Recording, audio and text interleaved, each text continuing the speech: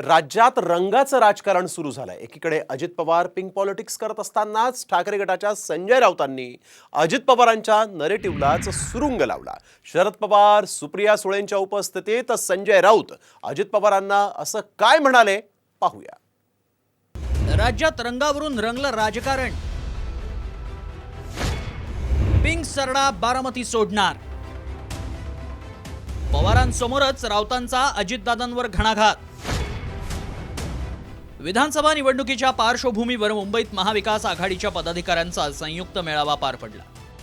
या मेळाव्यात सर्वाधिक लक्षवेधी भाषण ठरलं ते ठाकरे गटाचे खासदार संजय राऊतांचं। कारण संजय राऊतांनी शरद पवार आणि सुप्रिया सुळे यांच्या समोरच अजितदादांवर जोरदार टीकेची झोड उठवली। अजितदादांच्या पिंक पॉलिटिक्सची खिल्ली उडवत संजय राऊतांनी थेट अजितदादांचा रंग बदलणारा सरडा असा उल्लेख केला आणि सभागृहात हशा पिकला। या बहिणीसाठी बारामतीमध्ये महाराष्ट्र लढलेला आहे, त्याच्यामुळे महाराष्ट्रातले तुमचे जे भाऊ आहेत लाडके,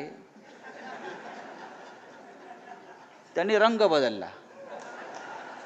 ते काय पिंक झाले, पिंक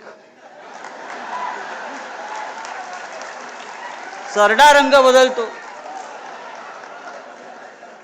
अचानक पिंक कसा होऊ शकतो, गुलाबी।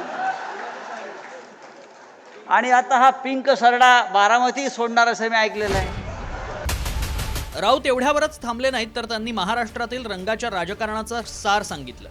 गुलाबी रंग महाराष्ट्राला धार्जिणा नाही असं म्हणत राऊतांनी अजित पवारांच्या पिंक पॉलिटिक्स नरेटिव्हलाच सुरुंग लावलाय। महाराष्ट्रात केवळ भगवा आणि तिरंगाच चालतो असा टोलाही त्यांनी हाणला। गुलाबी रंग महाराष्ट्राला धार्जिणा नाही, आपला नाही, आपला भगवाच आहे।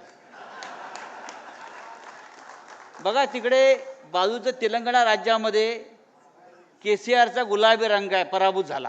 पिंक काय साहेब, पिंक कभी जीतेगा नहीं, एक तो भगवा जीतेगा या तिरंगा जीतेगा। राज्याचे उपमुख्यमंत्री अजित पवार यांनी पिंक रंगाचं जॅकेट घालायला सुरुवात केली आहे। हा रंग शुभ असल्याचं अजितदादांना सांगितलं गेलं, त्यामुळेच त्यांनी या रंगाचं जॅकेट रोज घालायला सुरुवात केल्याचं सांगितलं जातं। एवढंच नाही तर अजित पवार जिथं सभा घेतात तिथे गुलाबी मंडप आणि महिलाही गुलाबी फेटे घालून येतात। त्यावरच राऊतांनी प्रहार केल्यानं आता राज्यात रंगाचं राजकारण रंगण्याची शक्यता आहे। ब्युरो रिपोर्ट, साम टीव्ही।